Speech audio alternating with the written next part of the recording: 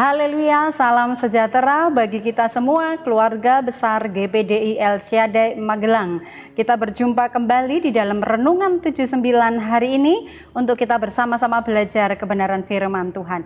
Mari Bapak Ibu yang ada di rumah dapat membuka Alkitab. Kita akan bersama-sama membaca firman Tuhan di dalam 1 Tawarik 17 ayat 1 sampai 4. Sekali lagi 1 Tawarik 17 ayat 1 sampai 4. Demikianlah bunyi firman Tuhan. Setelah Daud menetap di rumahnya, berkatalah ia kepada Nabi Natan, "Lihatlah, aku ini diam dalam rumah dari kayu aras, padahal tabut perjanjian Tuhan itu ada di bawah tenda-tenda." Lalu berkatalah Natan kepada Daud, "Lakukanlah segala sesuatu yang dikandung hatimu, sebab Allah menyertai engkau." Tetapi pada malam itu juga datanglah firman Allah kepada Natan demikian, "Pergilah, katakanlah kepada hambaku Daud, beginilah firman Tuhan, bukanlah engkau yang akan mendirikan rumah bagiku untuk didiami." Puji Tuhan, 4 ayat kita sudah membaca dalam 1 Tawarik 17 ya. Nah, Bapak Ibu Saudara yang dikasihi Tuhan, kisah di dalam pasal yang ke-17 ini adalah bagaimanakah Daud, kalau pasal sebelumnya atau kisah tentang kehidupan Daud di sebelumnya, bagaimanakah Daud ini adalah hanya seorang penggembala kambing domba, tetapi Tuhan yang sudah mengangkat dia, memilih dia menjadi seorang raja atas umat-umat Israel. Dan ketika dia menjadi seorang raja, karena dia sadar ketika dia diangkat oleh Tuhan, keberhasilannya, kemenangan-kemenangannya ketika dia berperang dan ketika dia memimpin bangsa Israel, itu semua adalah karena campur tangan Tuhan. Sehingga ketika dia menjadi seorang raja, dia tinggal di sebuah istana mewah dan dia berpikir, bagaimana mungkin aku tinggal di rumah yang terbuat dari kayu aras sementara tabut Tuhan ada di kemah, ada di tenda-tenda. Itu yang ada dan terlintas di dalam pikiran daripada Raja Daud. Dan dia memiliki kerinduan, memiliki rancangan bahwa dia pengen memberikan rumah yang terbaik untuk Tuhan. Keinginannya atau kerinduannya untuk membuat rumah bagi Tuhan. Ini adalah merupakan rancangan daripada Daud. Firman Tuhan, hari ini saya memberikan tema rancangan manusia bukan rancangan Tuhan. Seringkali Bapak Ibu, kita sebagai manusia sudah punya banyak planning, sudah punya banyak rencana. Oh, nanti bulan depan aku akan melakukan ini, nanti tahun depan aku harus sudah menjadi seperti ini, aku akan melakukan ini, aku akan melakukan itu. Itu seringkali terjadi dan ada di dalam benak kita. Ada rancangan-rancangan, ada rencana-rencana yang kita mulai jadikan itu sebagai sebuah patokan. Rancangan artinya adalah rencana atau program ya. Nah, Daud dalam segala yang dikerjakan diberkati oleh Tuhan karena Tuhan menyertai dia. Dan Tuhan mengangkat Daud sehingga dia menjadi seorang yang sukses, seorang raja, pemimpin bangsa Israel, dan menjadi seorang yang berhasil di dalam segala hal. Maka kerinduan Daud di dalam pembacaan kita, dia memiliki rancangan bahwa karena aku sudah berhasil, aku sudah menjadi orang tertinggi di Israel ya, karena dia adalah seorang raja, maka kerinduannya adalah dia bisa membangun rumah Tuhan untuk dijadikan tempat ibadah, dijadikan tempat di mana tabut perjanjian itu ada di dalamnya ya. Nah, kerinduan Daud ini tertulis di ayat yang pertama. Namun, kalau kita melihat Daud memiliki rancangan, apakah Tuhan berkenan dengan rancangannya Daud? Jawabannya adalah tidak. Kenapa? Karena Tuhan sendiri yang berfirman ya. Daud memiliki perencanaan menurut pemikirannya sendiri yang dia anggap bahwa rancangannya itu adalah baik karena dia berpikir ini untuk Tuhan, ini untuk rumah Tuhan, baik menurut pemandangannya. Namun kalau kita melihat rancangannya Tuhan itu berbeda atas Daud dan keluarganya ya. Ayat yang ke-11, Apa rancangannya Tuhan atas Daud? Di ayat yang ke-11 dan ayat yang ke-12 ya. Yang pertama di ayat yang ke-11, apabila umurmu sudah genap untuk pergi mengikuti nenek moyangmu, maka aku akan membangkitkan keturunanmu yang kemudian, salah seorang anakmu sendiri, dan aku akan mengokohkan kerajaannya. Jadi rancangannya Tuhan adalah atas Daud untuk keturunannya Daud. Di ayat 11, Tuhan akan membangkitkan keturunan Daud untuk menjadi raja menggantikan dia. Yang kedua di ayat yang ke-12, dialah yang akan mendirikan rumah bagiku dan aku akan mengokohkan tahtanya untuk selama-lamanya. Ayat 11 dan ayat yang ke-12 ternyata bahwa apa yang dirancangkan oleh Daud berbeda dengan apa yang dirancangkan oleh Tuhan. Karena rancangannya Tuhan adalah bukan Daud yang akan membangun rumah Tuhan, tetapi keturunannya yang akan menggantikan dia sebagai seorang raja, yaitu Salomo. Kalau kita tahu kisah daripada Daud ini, Salomo adalah keturunan Daud yang dipilih oleh Tuhan, yang akan menggantikan Daud menjadi seorang raja. Dan dari Salomo lah Tuhan yang berfirman, dia yang akan membangun rumah Tuhan. Daud mendengarkan semua firman yang disampaikan oleh Nabi Natan ya, karena Tuhan berfirman kepada Daud melalui Nabi Natan ya. Nah, Daud mendengar apa yang disampaikan oleh Nabi Natan ini, bahwa ternyata rancangan yang ada di dalam hatinya itu berbeda dengan kehendaknya Tuhan, dengan ketetapan-ketetapannya Tuhan. Apakah Daud kecewa, Bapak Ibu? Kalau kita melihat dalam pembacaan yang dilakukan Daud atas rancangan-rancangan Tuhan, ternyata bahwa Daud ini tidak kecewa, tetapi justru dia meresponi dari rancangan yang disampaikan Tuhan melalui Nabi Natan kepadanya dan kepada keturunannya.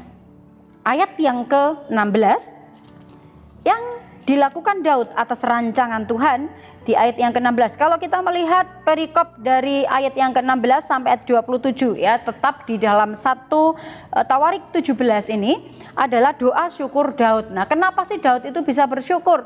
Ternyata meskipun apa yang dirindukannya itu berbeda dengan yang menjadi rancangannya Tuhan, Daud bersyukurnya adalah Tuhan memberitahukan. Jadi Daud supaya tidak salah langkah, Tuhan memberitahukan. Itu yang menjadi ucapan syukur daripada Daud. Nah, kita lihat yang dilakukan Daud atas rancangan Tuhan terhadap dirinya. Ayat 16 adalah dikatakan begini, lalu masuklah Raja Daud ke dalam, kemudian duduklah ia di hadapan Tuhan sambil berkata, siapakah aku ini ya Tuhan Allah, dan siapakah keluargaku, sehingga engkau membawa aku sampai sedemikian ini. Nah, ungkapan daripada Daud ini adalah dia dapat menerima rancangannya Tuhan itu sambil merendahkan diri di hadapan Tuhan.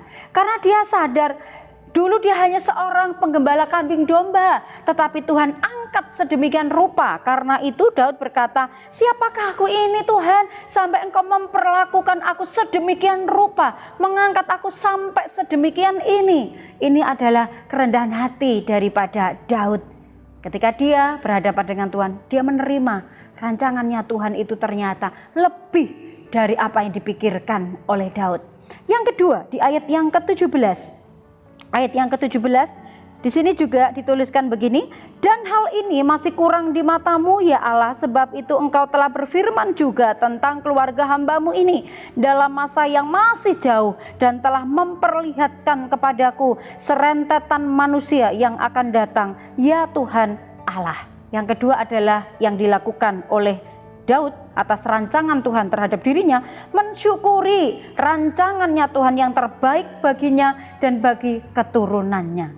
Ini di luar pemikiran Daud, karena dia berpikir bahwa hanya dia yang mampu, hanya dia yang tergerak mungkin ya untuk melakukan, karena dia pengen memberikan yang terbaik kepada Tuhan. Keinginannya untuk mempersembahkan rumah yang bagus, rumah Tuhan yang akan didiami oleh Tuhan, itu hanyalah dirinya. Itu menurut pemandangan Raja Daud. Tetapi ternyata kerinduannya, keinginannya membangun rumah Tuhan itu tidak diperkenankan oleh Tuhan.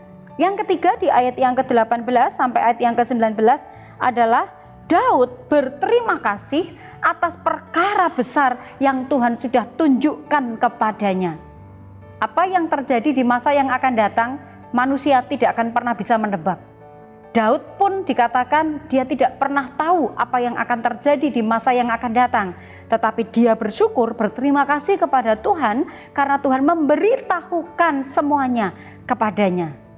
Jadi Daud dia dapat menerima, dia mensyukuri dan dia berterima kasih atas Tuhan yang menyampaikan firman-Nya, diberitahukannya kepada Daud.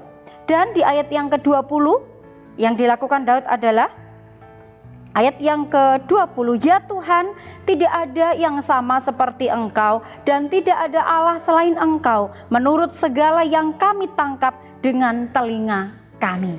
Daud mengagungkan Tuhan. Dia sangat kagum dengan apa yang dibuat oleh Tuhan, dengan firman yang disampaikan oleh Tuhan atas dirinya, atas keturunannya yang sudah disampaikan. Padahal itu belum terjadi, tetapi kalau kita melihat betapa luar biasa Tuhan membukakan rahasia kehidupan Daud di masa yang akan datang yang Tuhan sudah sampaikan kepada Daud, dan itu menjadi sebuah pengakuan Daud. Dia memuliakan Tuhan. Tuhan, gak ada Allah seperti Engkau, tidak ada Allah di dunia ini yang memiliki kekuasaan besar seperti Engkau. Kita tidak pernah tahu Bapak Ibu apa yang kita rancangkan, apakah itu benar, apakah itu menguntungkan, apakah itu mendatangkan kebaikan bagi kita. Kita hanya sekedar merancangkan yang kita bisa. Tetapi kita belajar dari kehidupan Daud ini. Ketika dia menyerahkan seluruh rancangannya kepada Tuhan, maka ternyata bahwa rancangan yang terbaik, lebih baik dari apa yang dipikirkan oleh Daud, itu yang dikerjakan oleh Tuhan kepada Daud dan keturunannya. Daud meresponi rancangan Tuhan dan semua firman yang disampaikan kepadanya. Permohonan Daud kepada Tuhan atas semua yang disampaikan oleh Tuhan di ayat yang ke-23. Dan sekarang ya Tuhan, diteguhkanlah untuk selama-lamanya janji yang Kau ucapkan mengenai hamba-Mu ini dan mengenai keluarganya, dan lakukanlah seperti yang Kau janjikan itu. Luar biasa. Ketika Daud meresponi, ya Tuhan, aku mendengar firman-Mu, aku mengerti rancangan-rancangan-Mu setelah Engkau sampaikan kepadaku. Sekarang permohonanku adalah Tuhan, ya, dikatakan bahwa teguhkanlah janji-Mu, teguhkanlah rancangan-rancangan-Mu atas hidupku. Jadi Tuhan, permohonannya Daud adalah supaya Tuhan meneguhkan janji yang diucapkan kepadanya dan kepada keturunannya.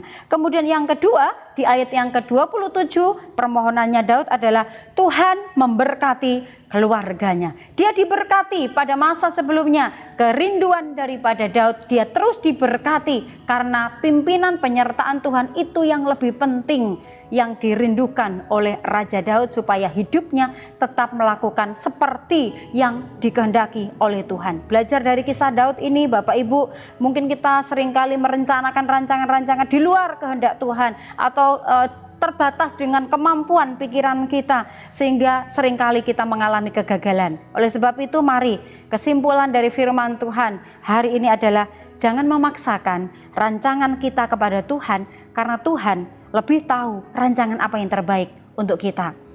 Menyerahkan rancangan-rancangan kita kepada Tuhan, karena keputusan Tuhan itu tidak pernah salah atas kehidupan kita. Yang ketiga, percayalah kepada Tuhan dan ikuti perintahnya, maka rancangannya yang sempurna itu akan digenapi atas kita. Luar biasa firman Tuhan bagi kita. Mari kita seluruh kehidupan kita menyerahkan diri kepada Tuhan, agar rancangan-rancangan kita sesuai dengan apa yang dirancangkan Tuhan atas kehidupan kita. Yesaya 55 ayat 8-9, sebab rancanganku bukanlah rancanganmu dan jalanku bukanlah jalanmu. Demikianlah firman Tuhan. Seperti tingginya langit dari bumi, demikianlah tingginya jalanku dari jalanmu dan rancanganku dari rancanganmu. Yeremia 29 ayat 11, sebab aku ini mengetahui rancangan-rancangan apa yang ada padaku mengenai kamu. Demikianlah firman Tuhan, yaitu rancangan damai sejahtera dan bukan rancangan kecelakaan, untuk memberikan kepadamu hari depan yang penuh harapan. Rancangan Tuhan yang terbaik bagi kita. Oleh sebab itu, mari kita senantiasa menyerahkan seluruh kehidupan kita, agar rancangan yang sempurna yang Tuhan kerjakan terjadi dan digenapi atas hidup kita. Mari kita sama-sama tundukkan kepala, kita akan berdoa. Tuhan, kami bersyukur buat firman-Mu dan rancangan-Mu yang begitu indah dalam hidup kami, sehingga kami dapat mengerti kehendak Tuhan atas kehidupan kami. Berkati kami agar kami terus dapat meresponi setiap kebenaran firman Tuhan, dan kami mengimani bahwa rencana Tuhan itu adalah yang terbaik bagi setiap kami semua. Kami berdoa kepada keluarga GPDI El Shaddai Magelang tidak menerima roh dunia, tetapi roh yang berasal dari Engkau ya Allah, supaya keluarga GPDI El Shaddai Magelang tahu apa yang Engkau ya Allah karuniakan kepada mereka. Terpujilah nama-Mu, kami sungguh bersyukur, berterima kasih menerima firman Tuhan dengan sukacita di dalam nama Tuhan Yesus Kristus. Haleluya, amin.